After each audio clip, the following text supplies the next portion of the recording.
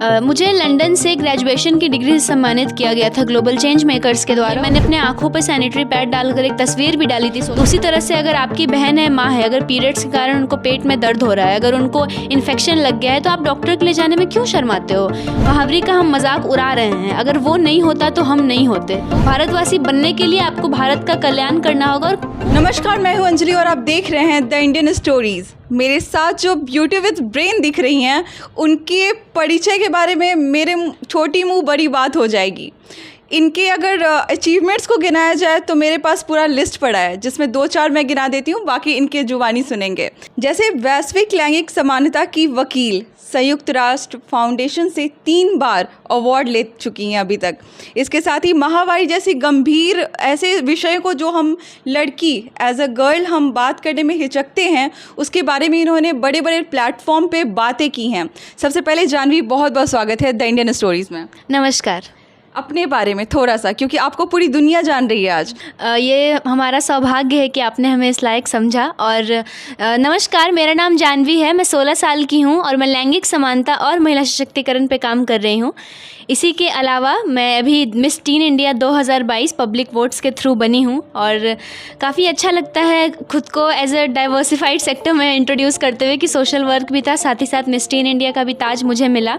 आप women empowerment के बारे में या फिर समानता के बारे में आप बात उठाती हैं, तो अगर हम कहें कि कोई ऐसा इंसिडेंट जिससे आपको लगा हो कि ये तो बहुत गलत हो रहा है सोसाइटी में किसी लेडीज़ के साथ, क्योंकि जब आपने वर्स्ट सिचुएशन देखा होगा ना, तब जाके आपके दिमाग में आएगा कि शायद इस पर किताब लिखी जानी चाहिए, इस पर जागरूकता फैलाई जानी चाहिए। मेरी शुरुआत भी कहीं ना कहीं एक कहानी से ही हुई थी, एक इंसिडेंट से ही हुई, जिस इंसिडेंट की आपने बात की कि ऐसा नहीं होना चाहिए। जब मैं 11 साल की थी, तभी मैं एक रिलेटिव के घर गई थी और उनको लड़की हुई थी। तो बच्चे के मन में क्या होता है, मुझे क्या फ़र्क पड़ता था लड़की हो या लड़का हो, मेरे को मतलब था सेलिब्रेशन से कि मिठाई मिलेंगी, लोग खुश होंगे, तो मेरा ये था। लेकिन जब लड़की हुई तो किसी ने कोई एक्साइटमेंट नहीं दिखाई। मैंने पापा से पूछा कि ऐसा क्यों? एक बच्चे के मन में सवाल आएगा ना कि ऐसा क्यों? तो उन्होंने कहा कि ऐसा ही होता है बेटा, अगर लड़की हो तो इतना ही दुख लोगों पे आ जाता है। तो फिर तभी से लेकर मुझे लगा कि कुछ काट रहा है मेरे अंदर कि ऐसा क्यों होता है यार, जब भगवान ने ही दोनों को बनाया तो फिर इतना बदलाव हम इंसान कौन होते हैं करने वाले। तो तभी से जेंडर इक्वलिटी पे मेरी शुरुआत हुई थी, इसी इंसिडेंट से। और उसके बाद कई ऐसे इंसिडेंट्स देखने को मिले, जैसे एक लड़की को, मतलब मेरे जान पहचान की थी वो, उनको मार दिया गया दहेज के लिए। फिर मैंने अपने आए दिन हम लोग रेप के केसेस सुनते हैं, हम लोग सुनते हैं डोमेस्टिक वायलेंस के केसेस। तो इंसिडेंट्स बहुत सारे ऐसे होते हैं जो कहीं ना कहीं हम जैसे एक्टिविस्ट्स को कहते हैं ना, आग बबूला कर देते हैं। हमें बहुत गुस्सा आता है देख के, बट हम सिवाय अवेयरनेस जनरेशन के और इस दुनिया के लिए क्या कर सकते हैं? इसके साथ ही बात करना आसान होता है, किताब लिखना आसान होता है, जागरूकता फैलाना आसान होता है, ग्राउंड लेवल पे काम करना बहुत मुश्किल होता है। आप लोगों को कैसे खुद से इन्फ्लुएंस कर पाते हैं कि एक लड़की जो है वो सेल्फ इंडिपेंडेंट बने, फाइनेंशियली खुद को इतना आगे बढ़ा के ले जाए जहाँ पे उसे ना पढ़ने के लिए किसी की मदद मांगना पड़े, ना कुछ बेहतर करने के लिए मदद मांगना पड़े। तो ग्राउंड लेवल पे आप क्या करना चाहती हैं फ्यूचर? आपने बिल्कुल सही कहा कि लिख देना और बोल देना। जैसे सोशल मीडिया पे लिखना, आई सपोर्ट फेमिनिज्म, मैं जेंडर इक्वलिटी को सपोर्ट करती हूँ, मैं भारत की बेटी हूँ, ये बातें लिखना बहुत आसान होता है। बट इस बात को रियलिटी में प्रूव करना कि मैं वाकई में अपने देश के लिए कुछ कर सकती हूँ। जेंडर इक्वलिटी नहीं, कोई भी अदर इशू, दुनिया में इतने सारे इशूज़ हैं, सिर्फ इशूज़ ही हैं। आप जहाँ भी देखो आपको कोई ना कोई प्रॉब्लम दिखी जाएगी। अगर आप उस पर काम कर रहे हो तब आप एक सच्चे नागरिक हुए देश के।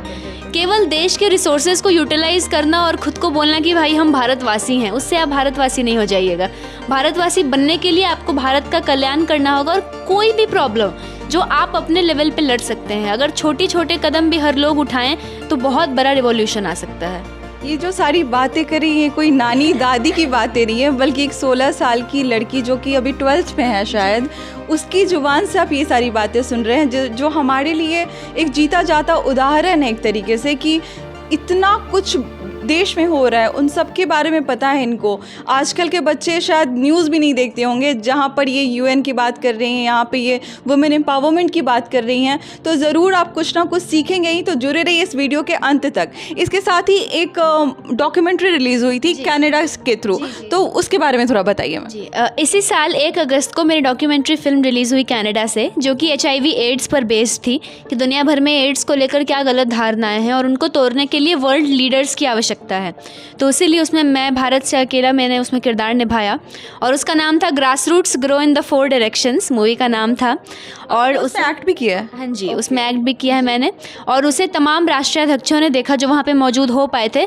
हर साल विश्व एड्स सम्मेलन किसी न किसी देश में आयोजित किया जाता है। इस साल कनाडा ने होस्ट किया था, तो वहीं पे लगभग 84-85 लोग उस समारोह में मौजूद थे। और वर्चुअल, मैं खुद वर्चुअल जुड़ पाई थी, मैं कनाडा नहीं जा पाई थी, मैं खुद वर्चुअल जुड़ी थी। तो वो डॉक्यूमेंट्री इसी 1 अगस्त को रिलीज़ हुई थी। इसके साथ ही आपको लंदन के थ्रू आपको एक डिग्री दी गई है, उस डिग्री के बारे में बताएंगे? मुझे लंदन से ग्रेजुएशन की डिग्री से सम्मानित किया गया था ग्लोबल चेंज मेकर्स के द्वारा, और उसका विषय था menstrual sexual and reproductive health. इस लेवल की मेरी नॉलेज थी कि उनको लगा कि मुझे ग्रेजुएशन की डिग्री से सम्मानित किया जाए, और इसीलिए मुझे ये सम्मान दिया गया। 16 साल की उम्र में इतना बड़ा सम्मान और इतने बड़े ओहदे का सम्मान और इतने अच्छे लोगों के द्वारा सम्मान, कहीं ना कहीं वो फील नहीं होता कि I am a celebrity type या फिर समथिंग लाइक दैट? सेलिब्रिटी वाली पहली फीलिंग तो मतलब तब आई थी, मैं ऑनेस्टली बताऊंगी, जब मुझे यूनाइटेड नेशन से पहली बार अवार्ड मिला था। और उसके बाद फिर लगातार 3 बार मिला, फिर ये ग्रेजुएशन की डिग्री। तो वो घमंड वाला फीलिंग नहीं आता, बट एक अच्छी सी फीलिंग नहीं आती कि जो चीज़ मैं कभी इमेजिन करती थी कि मैं इस लेवल पे होंगी और आज मैं उस चीज़ को जी रही हूँ। तो बहुत कम उम्र में वो भी। जब मैंने स्टार्ट किया था तब मुझे नहीं पता था कि ये वे रहेगा मेरा आगे बढ़ने का, क्योंकि लोग ये इमेजिन करते हैं ना कि शुरू करते करते 10-12 साल तो लग ही जाएंगे सक्सेसफुल होने में, और होता भी ऐसा है। बट मेहनत के दम पे, और शायद मैं लकी हूँ, माँ बाप का सपोर्ट है, प्यार है, इसलिए ये सारी चीज़ें मैं इतनी जल्दी अचीव कर रही हूँ। मेरे पास एक बुक है जिसमें शीरोज़, आप देखे होंगे जब भी हीरोज़ का बात आता है, वहाँ फीमेल जब बात आती है तो वहाँ पे शीरोज़ का नाम लिया जाता है। ब्रेकिंग स्टीरियोटाइप्स को तोड़ने का काम ही है आपका। इसके बारे में, इस बुक के बारे में आप देख सकते हैं यहाँ पर सामने में, इनका फ़ोटो भी लगा हुआ है यहाँ पर। और ये बुक जो है वो टोटली इंग्लिश मीडियम में लिखी हुई है। ऐसा बिहार के बारे में कहा जाता है कि बड़ा मतलब अनपढ़ सा राज्य है जहाँ पर लोग साक्षरता नहीं है, लोग पढ़े लिखे नहीं होते हैं। वहाँ पे एक लड़की आती है 16 साल की, उनकी बार बार मेंशन करने का मन कर रहा है कि एक 16 साल की लड़की एक किताब लिखती है, और इस किताब के लिए उसे जाना भी जाता है, बड़े स्तर पे ये किताब भी जाता है, और स्टीरियोटाइप्स के बारे में बात करती है। ये क्या है और किस लिए ये बुक लिखी है आप? ये बुक लिखने का मेरा मेन मोटिव यही था कि जितनी बातें मैं जानती हूँ जेंडर इक्वलिटी के बारे में, वो बातें और लोग भी जानें। जो लोग, अगर आप इस बुक को पढ़ती हैं तो शायद जेंडर इक्वलिटी के बारे में जो भी मुख्य बातें हैं वो आपको पता चल जाएंगी। तो इसीलिए मैंने इस पुस्तक को लिखा, और इसको 2 भाग में मैंने लिखा। पहले पार्ट में जेंडर इनइक्वलिटी से रिलेटेड जो भी समस्याएं हैं उनका जिक्र है, और आधी पुस्तक में एक लड़की की मोटिवेशनल स्टोरी है जो कि बहुत ही गरीब परिवार से रहती है, कोई सपोर्ट नहीं रहता उसके पास, बट स्टिल वो बहुत आगे तक पहुँचती है। यही मोटिव था इस बुक को लिखने का। और सबसे खुशी की बात तब देखी मैंने जब यूनाइटेड नेशन के मंच पे इस किताब की फ़ोटो मैंने अपलोडेड देखी, और जब वहाँ से इस किताब का विमोचन किया गया, तो वो पल इस किताब के लिए सबसे खास था मेरे लिए। आगे और भी आप कुछ मुद्दे को उठाना चाहती हैं फीमेल के लिए या फिर किसी भी लड़कियों के लिए? जी, फीमेल से रिलेटेड जो भी 3 मुख्य मुद्दे हैं, gender equality, women empowerment and menstrual equity, in 3 issues पे मैं पहले से ही बात कर रही हूँ। तो मैं चाहती हूँ कि अभी ज़्यादा अपने दिमाग को इधर उधर ना करते हुए इन 3 चीज़ों को ज़्यादा फोकस में रखूँ। हमारे और आपके लिए एक शहर में रह के ये बात करना बहुत आसान है। बहुत सारे हमारे तबके के लोग जो हैं वो ग्रामीण क्षेत्र में रहते हैं, जिनके लिए ये बात करना बहुत शर्म का एक विषय है कि वो माहवारी पे बात करना क्या सोच भी नहीं सकते हैं। यहाँ तक कि लोग बीमारी से मर भी जाते हैं, और लेकिन इस बात को डिस्क्लोज़ नहीं करते, कहीं मेडिकल शॉप तक नहीं पहुँच पाते। उन तक आप कैसे पहुँचेंगी? उन तक मैं पहुंच रही हूं। मैं गांव के लोग, मेरा ज़्यादा जो फोकस एरिया होता है वो गांव ही होता है। मैं बहुत सारे गांव में गई हूं, बहुत सारे स्कूल्स में गई हूं, जहां मैंने बच्चों से बात की है, महिलाओं से बात की है, और उनको मोटिवेट करने के लिए, उनको दिखाने के लिए मैंने अपने आँखों पर सैनिटरी पैड डालकर एक तस्वीर भी डाली थी सोशल मीडिया में, और न्यूज़पेपर्स में भी वो आई थी। उनको बस ये दिखाने के लिए कि अगर मैं कर सकती हूँ तो आप क्यों नहीं। मैंने तो इतना बड़ा स्टेप लिया, मैं आपको एक छोटा स्टेप लेने को कह रही हूँ कि जिसमें आपका भला हो, आपके घर में जो लेडीज़ हैं उनका कल्याण हो। मुझे समझ नहीं आता कि ये शर्म क्यों। अब आपको पेट में दर्द होगा, आपको सिर में दर्द होगा, तो आप दवा लेने जाओगे कि नहीं? तो उसी तरह से अगर आपकी बहन है, माँ है, अगर पीरियड्स के कारण उनको पेट में दर्द हो रहा है, अगर उनको इन्फेक्शन लग गया है, तो आप डॉक्टर के लिए जाने में क्यों शर्माते हो? अगर ये नहीं होता तो आप नहीं होते। ये छोटा सा पॉइंट अगर लोग समझ लें कि जिस मुहावरे का हम मजाक उड़ा रहे हैं, अगर वो नहीं होता तो हम नहीं होते, तो उस दिन के बाद से तो ये इशू ही खत्म हो जाएगा। 11 से 16 साल के बीच में जो आप ग्रोथ देख रहे हैं इस लड़की का, वो शायद आँखों को भरोसा ना हो, कानों को भरोसा ना हो, लेकिन ये सच्चाई है। इस घर में सही में आप कह सकते हैं सरस्वती का वास होगा, जो इतना अच्छा एक बात करने का तरीका, जहाँ पे आपको संस्कार दिखेंगे बच्चों के कि किस मासूमियत से और कितनी मिठास से ये बात करते हैं, और इतने आसानी से यूएन का नाम लेते हैं जैसे पता नहीं शायद कि बगल का कोई ऑर्गेनाइजेशन हो, जहाँ पर इनको इतना ज़्यादा रिकमेंड किया गया है, इनको रिकॉग्नाइज़ किया गया है, जो हमारे लिए गर्व की बात है और पूरे बिहार के लिए गर्व की बात है। इसके साथ ही ये बहुत बारी होता है ना कि हमारे आसपास की जब लड़कियां आगे बढ़ती हैं तो अपने आसपास के लोग उन्हें उनका पैर खींचने का काम करते हैं। आपके साथ कभी ऐसा हुआ है? कभी ऐसा नहीं हुआ मेरे साथ। मैं बहुत ब्लेस्ड फील करती हूँ खुद को कि माँ बाप तो इतने अच्छे मिले ही, साथ ही साथ मेरी फैमिली भी जो है, कहते हैं ना कि अगर आप लैंगिक समानता के लिए स्टेप लो, अगर आप पीरियड्स के बारे में बात करो तो गांव के लोग ऐसा बोलते हैं, कॉलोनी मोहल्ले के लोग ऐसा बोलते हैं, बट आज तक बाय गॉड किसी ने मुझे कुछ मेरे फेस पे नहीं बोला जिससे मैं डिमोरलाइज्ड फील करूं। बिना ऐसे किसी ताने, बिना ऐसे किसी टॉन्ट के, जहाँ पे आपको कभी फील नहीं कराया गया कि आप एक लड़की हैं, आपके साथ कोई पीरियड्स की प्रॉब्लम है या फिर आपको कुछ अलग नहीं समझा गया, स्टिल आप इतना गंभीरता से आप किताबें लिख रही हैं, आप मंच पे जा रही हैं, आप इस बारे में बात कर रही हैं, बिना एक्सपीरियंस के ये कैसे आ गया? बिना एक्सपीरियंस तो बहुत है ना, 5 साल से मैं काम कर रही हूँ इस फील्ड में। जब मैं 11 साल की थी, 11 साल की एक छोटी बच्ची थी, तब मुझे समझ में आया कि जेंडर इक्वलिटी कितनी बड़ी प्रॉब्लम है दुनिया की, और इस प्रॉब्लम को सोल्यूशन चाहिए, और इसका एक ही सॉल्यूशन है अवेयरनेस जनरेशन।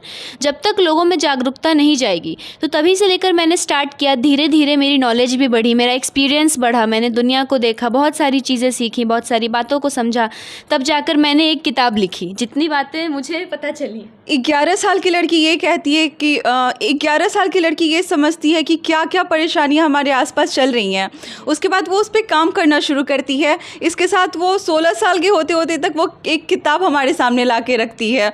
इतना ज़्यादा, इतने कम उम्र में अचीवमेंट, इसके पीछे श्रेय किसका जाता है? श्रेय फिर मैं बोलूँगी तो आप बोलोगे सब तो वही बोलते हैं, माता पिता को श्रेय जाता है, बिल्कुल। और ये कोई घिसी पिटी लाइन नहीं है, ये वाकई में माता पिता को जाता है। कोई भी बच्चा अगर सक्सेसफुल बनता है तो पेरेंट्स का बहुत बड़ा रोल होता है। बहुत लोगों के पेरेंट्स नहीं आ पाते हैं आगे, और कहीं ना कहीं बच्चे सारा क्रेडिट खुद ले जाते हैं, लेकिन मैं तो यही कहूँगी कि मेरे माँ बाप का बहुत बड़ा योगदान है, क्योंकि बिहार में रहकर, और पहले तो जेंडर इक्वलिटी की फील्ड में मुझे प्रमोट करना, मैं जो कुछ भी कहती, कभी उन्होंने मुझे मेरा मोटिवेशन डाउन नहीं किया। और उसके बाद फिर मैं मॉडलिंग की तरफ जब मैंने एक कदम उठाया, मैं मिस टीन इंडिया कॉन्टेस्ट में पार्टिसिपेट की, तब भी इनका उतना ही सपोर्ट रहा मेरे साथ। ऐसा कहा भी गया कि as you sow so you reap, जैसा आप बोएंगे वैसा आप काटेंगे। तो शायद बोया ही बहुत अच्छा गया था, बोया ही ज्ञान गया था जो आज काटा जा रहा है, कि इस 16 साल की उम्र में, या फिर इनके भाई हैं जो 13-14 साल की उम्र में हैं अभी, वो इतना अच्छा कुछ कर रहे हैं। तो जैसे मैंने वीडियो के शुरू में कहा था कि ब्यूटी विद ब्रेन का ये इंटरव्यू था, आपको कैसा लगा? इनका ये सोच और बोलने का तरीका और आगे बढ़ने का जज्बा हमारे कमेंट सेक्शन में ज़रूर बताइए। Thank you.